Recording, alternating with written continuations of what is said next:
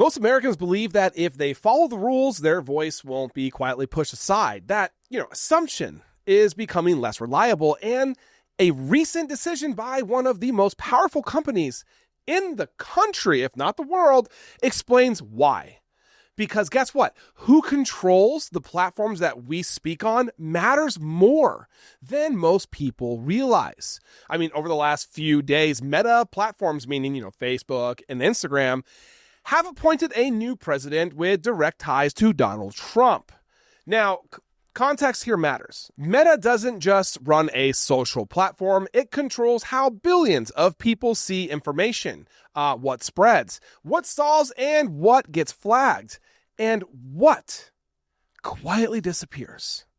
And before this, there was at least a visible separation between political power and this platform. And if you're asking, will this really affect me? Oh yeah. The answer is definitely yes. And here's who it affects immediately. Journalists whose, reach depends on the platform visibility. Activists whose speech relies on algorithmic, distribution. Creators who don't have institutional backing. And most importantly, everyday users like yourself, whose political speech is, filtered through systems they don't control. These are real people whose voices can be amplified or suppressed completely without any explanation. This change is now possible for political pressure and platform enforcement to move in the same direction without needing explicit orders, laws, or even, public crackdowns. And we have been seeing this already, guys, with other platforms. Twitter was purchased by Elon Musk, a Trump ally. TikTok is now partially under, control of Trump allies. Bezos owns the Washington Post, and other Trump allies are buying up traditional news outlets to turn them more conservative. It just happened with CBS. And that's how modern censorship and basically, I want to say community control works. Look, when platforms start to align more, closely with those in power, the definition of acceptable speech narrows quietly. I mean, what's allowed today becomes borderline. What's borderline becomes risky, and what's risky basically stops showing up in your feed at all. That doesn't just affect, political extremists. It affects dissent, criticism, reporting.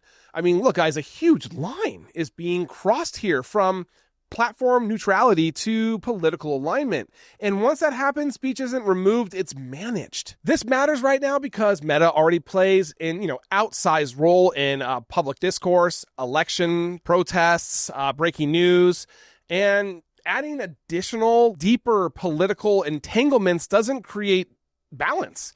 I mean, this is going to create leverage. And the most dangerous part, you usually don't notice censorship as it's happening. There's no alert, there's no, warning, just fewer people seeing what, you say. By the time it's obvious, the system is already normalized. And that is why this isn't just about, one hire.